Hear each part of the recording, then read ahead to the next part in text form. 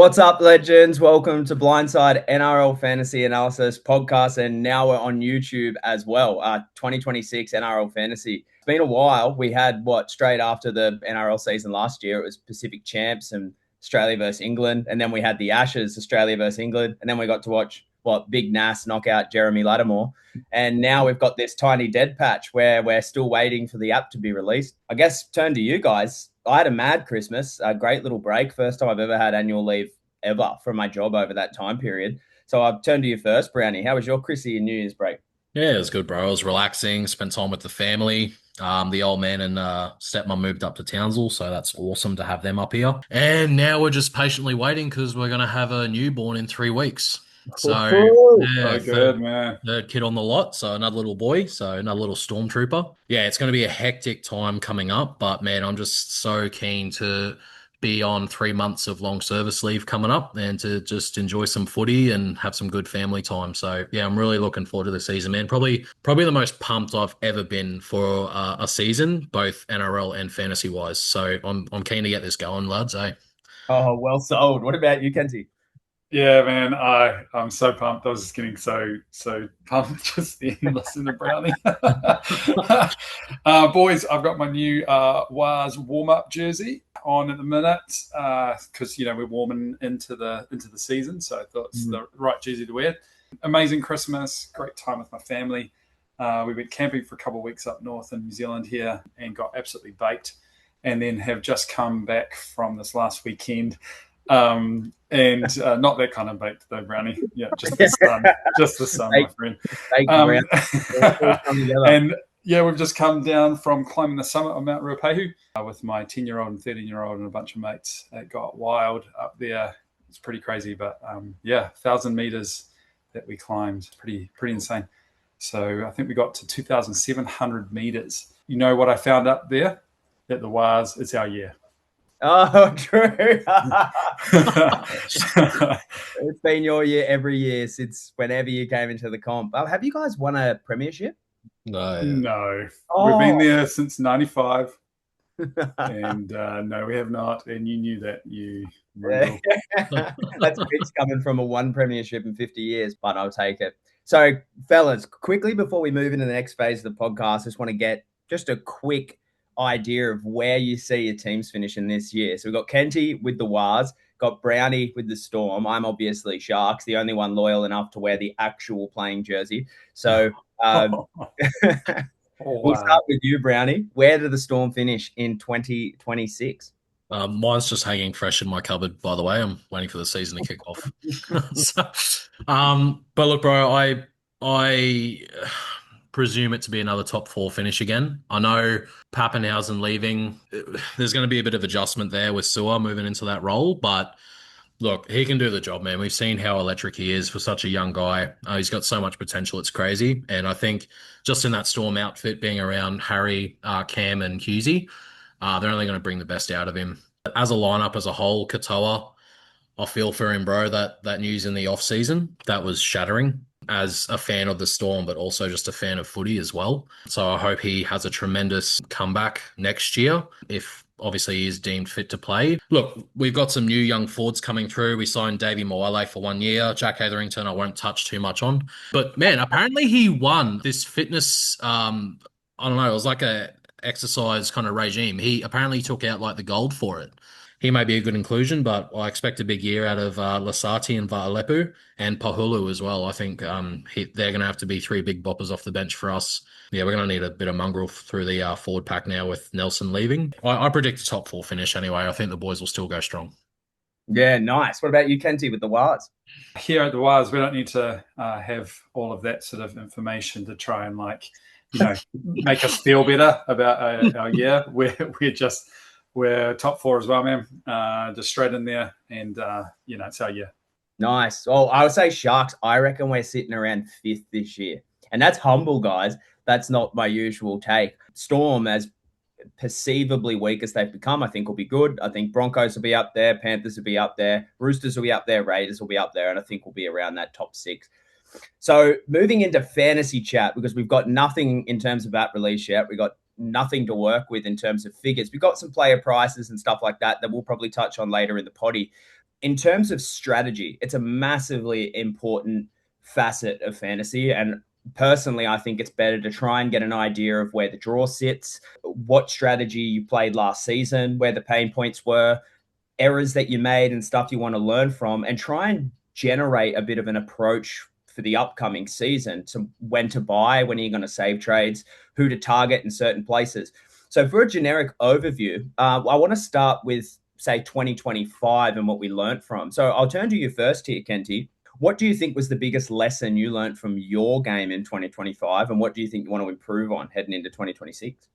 The thing I learned definitely is to go hard early with trades. I think with the game the way that it is right now, if you are truly wanting to get close to a win, get a high, finish, top 1K, 500 kind of finish, you need to be trading early, using those trades, getting in the best value that you can right at the start, and make adjustments immediately. So I tend to make sure that I have one player that I'm sort of gambling on a little bit. Last season was Riley Smith. He was my backup hooker, and I was gambling pretty hard and pretty heavy that he was going to kind of make it as the number one hooker, which he turned into.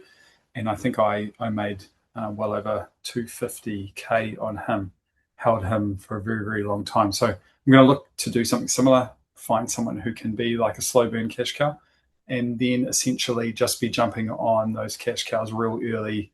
And I want to be basically aiming to have as close to my top team. So I'm trying to get as close to top team with most guns by about round 12, so just before Origin.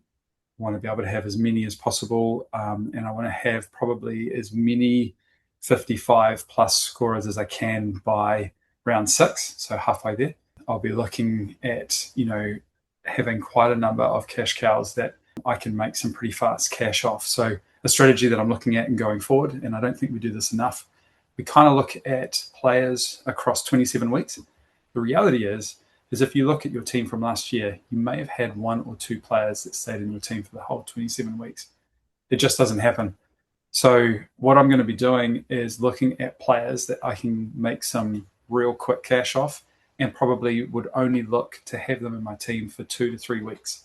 So I'm just going for a real fast 2-3 week play to make as much money as I can. And I'll be trying to get a minimum of 80K off them, around that 2 to 3 weeks, hopefully pushing into 100, 120 by the end of 3 weeks. So that's something that I'm changing massively.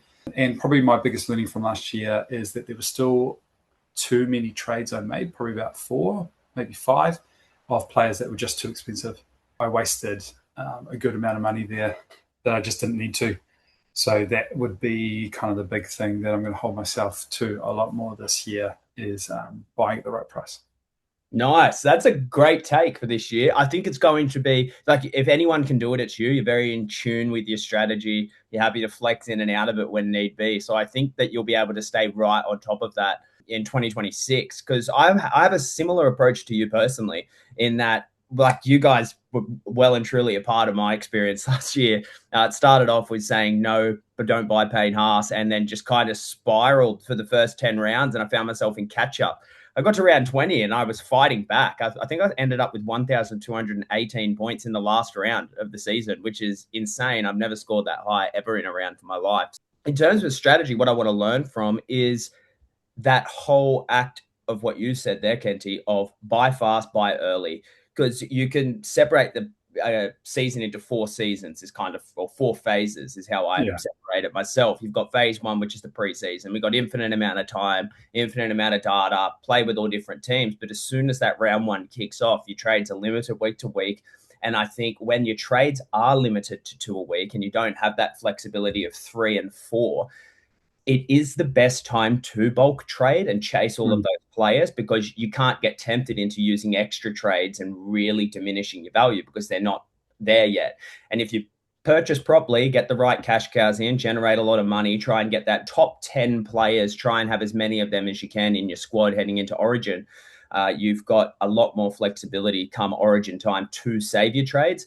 And this was something you brought out in an article last year too, Kenty, about overcapitalizing on players. And I think that's going to be super important for saving trades this year, is that we don't need 21 great players in our team heading into the origin period, because some of them won't even score in your team in the minor and majors with 13 players across the minor and major buy rounds. So I think buying the best team possible, using my fringe cheapies, my mid-ranges to loop in those minor and major buy rounds, I think is going to be huge to helping me save as much as possible to hammer in the run home. And I think that was my biggest flaw, was I didn't trade enough early on, lost heaps of opportunity, and found myself chasing all year. So I'm flipping that narrative this year.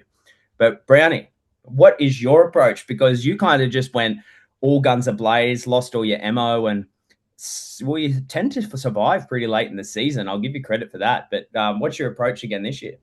Very similar. It's going to be patience, I think, is the key.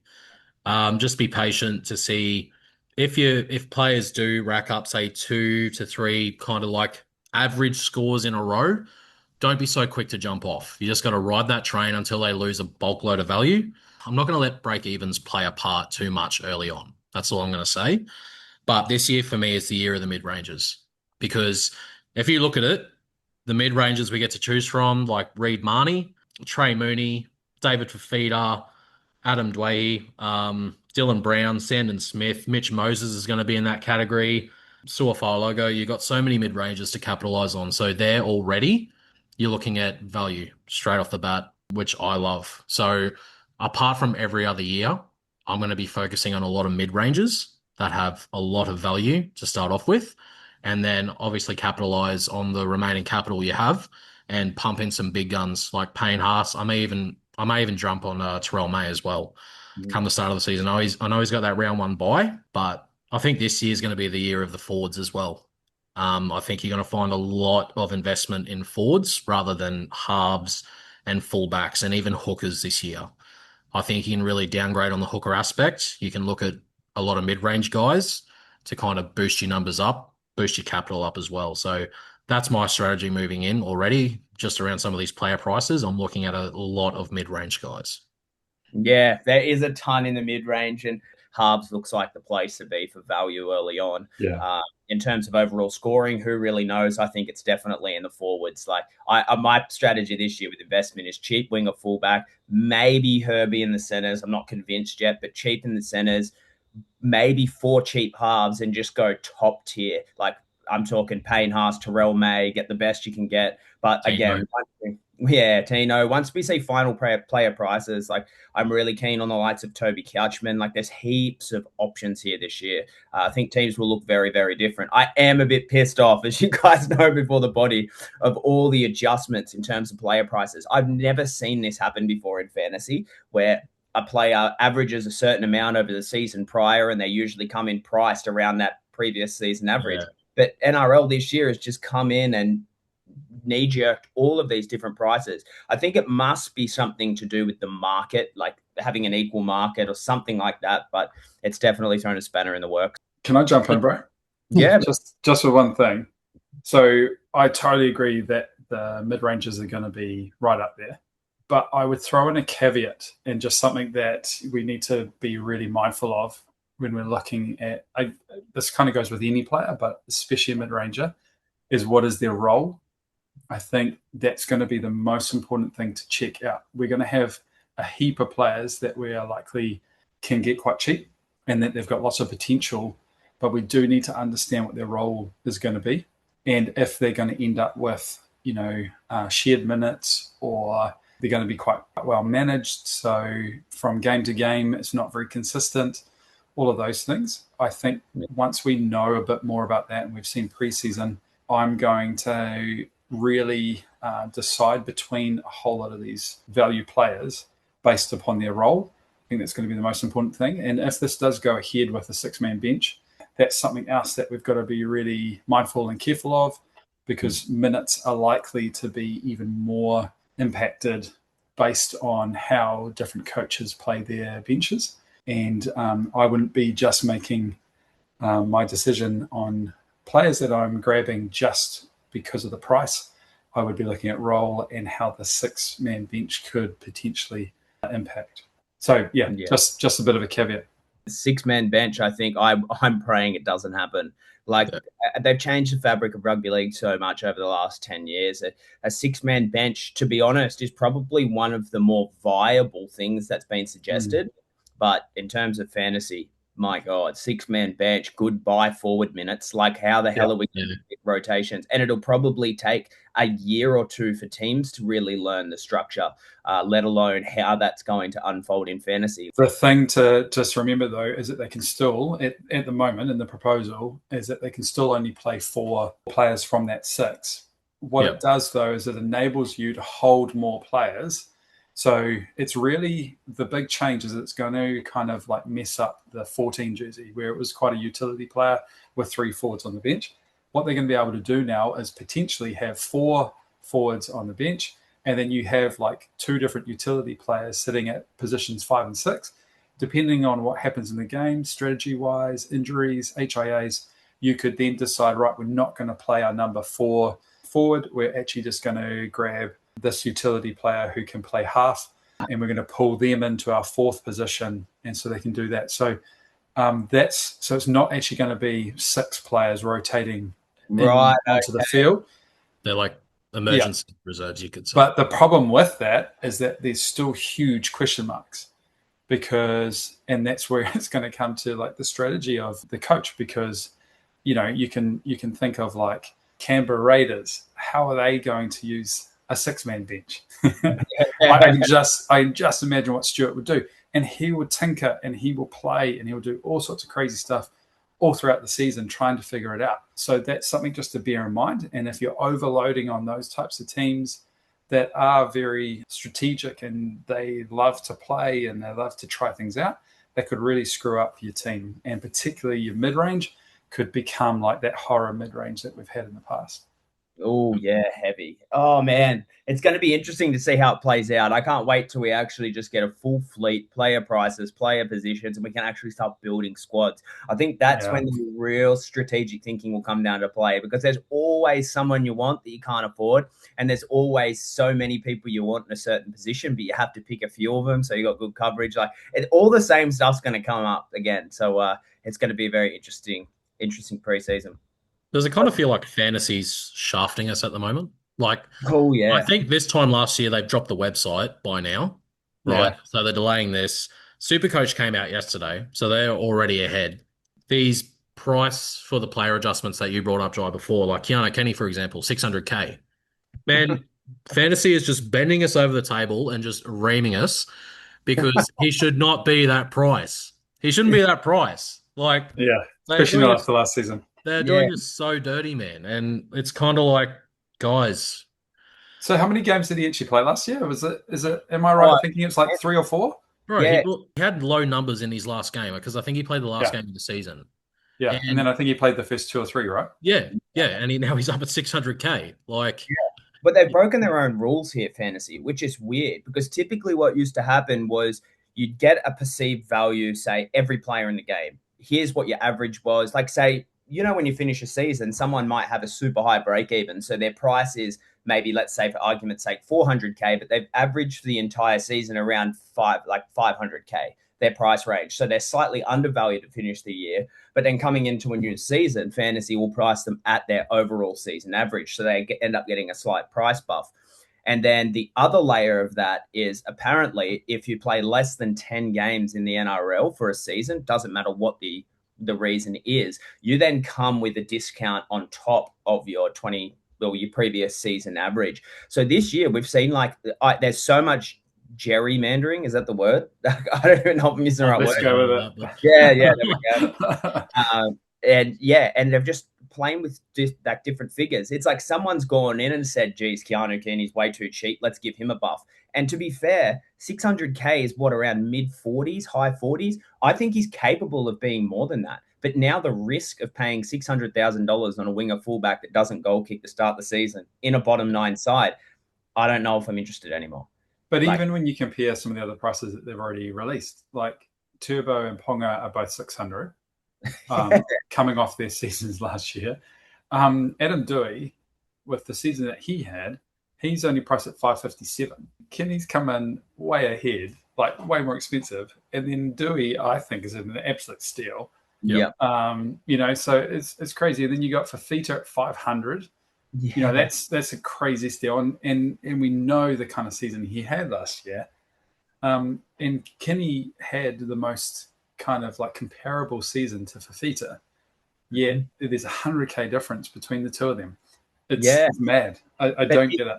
It's like they're taking in his games for the Kiwis into account. Yeah, it's not NRL. Like, you're playing with a different club. But the other part is like the inflation. Like, there seems to be no rule. It seems that someone's just going in and making decisions, and this is where I think they should be. Like, there's no rule, because how could David Fafita, a well-known and well-established season-long keeper in the edge position for most of his career, had a bad season, that's probably a lower season the season prior, loses money all this year, I think he was higher than the 500K bracket, fits in under that 10. I think he played less than 10 games. I can't remember off the top of my head what his stats are at the moment, but he comes in with a discount. So now he's priced at 500. Yet somebody that has paid, this was Kinney's second season in the NRL last year, barely played any games, gets priced at 600K. So it's like Keeney was down around the 300K price range, and he's nearly had a price double, whereas Fafita's had a price deduction. It's like there's no consistency. And look, fellas, I think it could be getting to the point where 2026 offseason will be us creating a new fantasy app. No, just kidding. Yeah. But bro, there's 35K difference to Jerome Hughes. Hughes is sitting at 635. Plays for an all right team that did okay last year. And he's only 35K more. Just the whole thing just reeks of tampering. Yeah. Just before we move into the last phase, where we're going to try and touch on some of these actual player prices. Coaches, we have in the off season created a play style test where you can go on the Blindside website. I'll link it in the little description below this video. You can search it up, answer 20 questions, and they're all very, very much season dependent. So how you would trade in a certain scenario of the season, whether or not you would wait, or how long you'll take to cash out on a cash cow investment, et cetera, et cetera. 20 questions, and how you answer all of those questions are ranked with certain point scoring in the back end that you won't see. But after the 20 questions are answered, you'll get given a certain coach. So say, I am the Craig Bellamy. I'm not too sure what you guys were off the top of my head, but I was Maguire Bellamy. Yeah, Maguire Bellamy, a bit of a mix. And what were you, Kenty? Did you end up doing it? Well, I haven't done it yet. True. So it's like when it comes up with that coaching archetype, and you click on the little link underneath your answer, and what will pop up is a whole coaching library of, like, say, the Craig Bellamy. What are the positives about this coach? What's the typical strategy for this coach? Where are your strengths, your weaknesses, what your season strategy could look like? And then it gives you either myself, Brownie, or Kenty, or a combination of us as potential coaches that could help coach you over in the Blindside Faithful for $5 a week. So you get all the rest of it for free. If you choose to subscribe and want to pay for more exclusive content and coaching, you can. But yeah, definitely a tool you guys should try out. It doesn't exist in fantasy yet, so we'll see how it swings over 2026. But in the last little segment here, guys, before we wrap up, player prices that have dropped that we know are coming.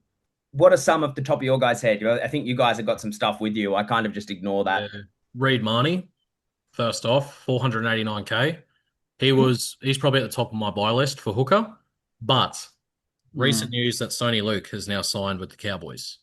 Yeah. So now it kind of brings in that narrative. Will Marnie still play 80 minutes? I still think he will. But Sonny Luke's actually been given a top 30 contract. So it's not like it's even a development kind of contract or anything like that. So they're actually looking at obviously playing him. So it's going to be interesting. I do think that creates some, a bit of a dark cloud around Marnie. Yep. Yeah, interesting. See, I have the opposite approach. Like, Marnie's been in the media. He wants to play 80 minutes. I think that would have been a massive reason why he got lured in, is Peyton being like, yeah, we'll let you play 80. Reece Robson was pretty much an 80-minute hooker most of the time. And I've got Harrison Edwards on the bench who can play a bit of hooker and everything now and then. So I think the shadow was already there with Marnie, with the occasional lower minute game.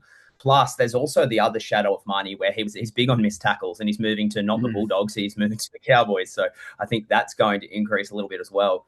But in terms of Sonny Luke, I think he's got the top 30 contract more for depth. That would be my, like, if something happens to Reid Marnie, Sonny Luke's in the team. So I think I'm high on Marnie right now. I think Marnie is someone that I would want in my hooker position, considering how hard it looks like it's going to be. Yeah. Especially, I'm not saying not get him. I just think just keep that in mind. I think have a good plan B. Yep. I think another hot target that's going to be on everyone's lips, Trey Mooney, 450K. Whispers that he's going to get that number 13 jersey. Yeah, I've heard that too. Yeah. The other mid I have heavily on, and he's pretty much going to be straight into my team. Stewart, 442K. Yeah, Hamish Stewart, big time. I reckon he, even if I'm playing him off my bench rather than starting, Stewart's looking killer, and 442 is real cheap for what he's able to pull out, and so I think he's huge value. Hamish Stewart is going to be a big one. No DeBellin, he's gone to the Eels, which means he pretty much steps into that lock role. So I'd say instead of that odd 40 to 50 minute role, I think he'll be in a 50 to 55 minute plus role, and you'll see Cook still play that dual hooker lock position that he played in the back end of 2025, which we haven't got a price on Cook, I don't think yet, but Cook's also a very interesting option I'm looking at. There's heaps of Dragons on my radar right now, which is Dragons look like a pretty mint team for us. Yeah.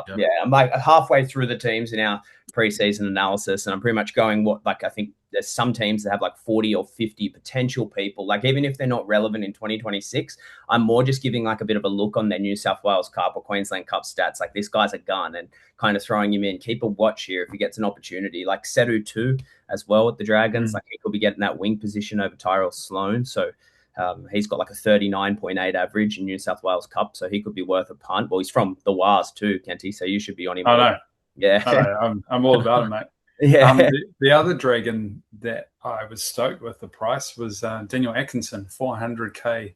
Yeah. As potential starting half. So you were happy with that price, because he was under the 300K bracket, and he's just been gerrymandered as well. I guess the 400K increase is decent, but it's still a buy for sure. But I was just expecting him to be a bit higher, to be honest. I thought they were going to elevate him higher. I'm going to be interested to see how his role kind of plays out, because if you got Flanagan playing at 6, because coach's boy won't be dropped, let's be honest. I dare say Atco is going to get some good usage, but I dare say he's going to share a lot of it with Flanagan. So he's still on my buy list, but I just really want to see how that team kind of works out. And I mean, you're going to have to select him off the bat, playing in Vegas. So it's kind of that risk there. Like, if you pick him, you got to stick him. So yeah, for sure. And I think we're on the same page. It's Fafita's going to be a buy. Keanu Kinney, I'm most likely going to avoid Keanu Kinney. I think Tommy Turbo, he'll do a hamstring in preseason and he won't be playing all year. So I'm avoiding there. Caleb Ponga, I guess, is a bit interesting, but if you're on my wavelength, it's like 600K is too much to spend on a winger fullback. I'm not going there. Sandon Smith may take over the goal kicking too. So got to watch out for that as well. He's on my buy list, Sandon Smith. If he gets that number 7 jersey, he is in. I think we're going to have this issue, aren't we? There's so many people we can buy. Like, at the end of the day, we can load up on halves of potential value, but we can't overstick it. So it's going to be like Jonah Pezzett, Daniel Atkinson, say Sandon Smith comes into the mix. You've got Ethan Sanders. That's 4 off the top of my head. I'm sure there's way more that you could whack into that. And I think it's one of the ways that we touched on this, Kenty, a bit earlier. I think towards the end of 2025, one of the ways we could probably compound this is by giving up on the likes of, say, Nathan Cleary.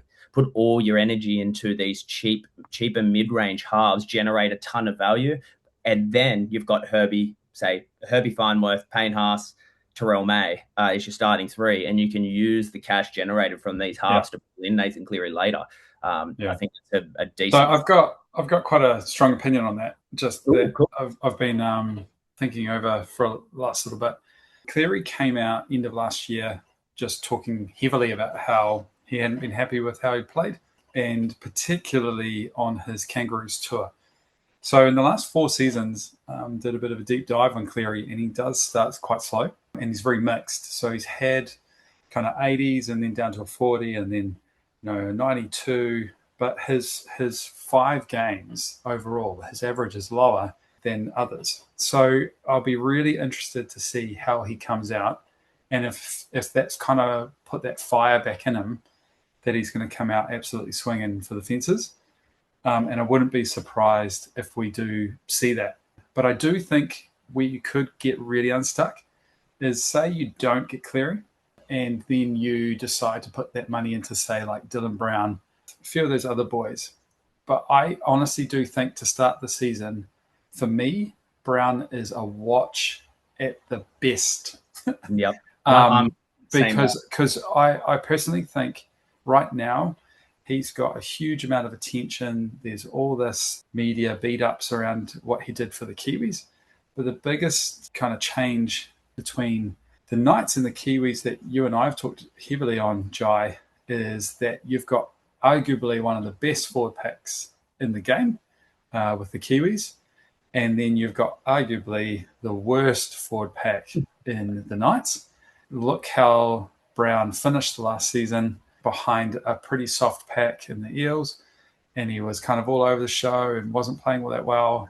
Steps into the Kiwis and just kills it because he was able to roam free, and they had all the momentum. They had massive amount of momentum, massive freedom, massive amount of space to play in, and he was able just to kind of like play really free. Yeah. He's not going to have that at the Knights, and I do think that he is a massive pitfall that people are going to jump straight into, and are going to find themselves in a world of hurt, especially if they have also used the money that they would have probably put on Cleary, and they've doubled down even further to go with Brown. And I do think we're going to see a different kind of a Cleary start this season than we have in the past. That's just kind of my thinking at the moment, and my probably biggest warning I could give you. Yeah. People don't invest too heavily in the Vegas teams because you want enough kind of flexibility to adjust your team in that second week of round one, because round one split over 2 weeks. If you invest heavily in players from Vegas, you have less room then to be very flexible on the rest of your team to adjust elsewhere. I'm probably only going to look at about maybe 4 players going to Vegas, and the rest I'm just going to utilize before the second week of round one. Well, that's kind of an interesting point there. So who's playing in Vegas? Bulldogs, Knights, Dragons, Cowboys. Oh, so no one's even going to watch it. Oh, so really the only team there out of those 4 that I'd be most looking at is probably going to be like Marnie from the Cowboys, and then a bunch of those kind of like value players from the Dragons. Yeah. And then ultimately, I just wouldn't be, I'm exactly the same as Brownie. I wouldn't be gambling on some of those kind of fringe type players that are in those teams. I can do that, round 3, round 4, once you've watched them a bit more. I would be going for kind of those more real set vignette players, like, say, a Stewart, if his role is looking really, really strong, like a lock, so on and so on. So that's how I'd be playing it too. Very similar to Brownie. Sick. All right, fellas, I reckon we should wrap that up now, because just like a general strategy, get an idea out there, get our opinions in the mix coming in just before the app gets released. But just for the listeners as well, we have a full preseason breakdown coming. So I'm about halfway through all 17 teams. I kind of touched on what I'm doing there with some stats analysis, where we predict they're going to score for the year. So me, Brownie, and Kenty will be hitting all 17 teams individually for complete breakdowns, give you an idea on players that we're looking at in particular, what the landscape looks like in terms of when they have their buys, when the best time to buy them would be, sell them would be, hold them would be, all the rest of it. So we're going to go right into depth on this, but literally we're waiting for the app release. I don't want to get onto a podcast episode and start talking about theoretical prices, especially in the landscape that we've walked into here. So get solid prices, come in, start chatting it up. But I guess that's pretty much it for now, fellas. Do you have anything else to add? Go the Waz. No. Mine is fantasy. Release the freaking app already, please. Just release the app. Yeah, come on. Just release it. All right. Can you get more angry? Because I'm going to clip this and put it on Instagram. No, not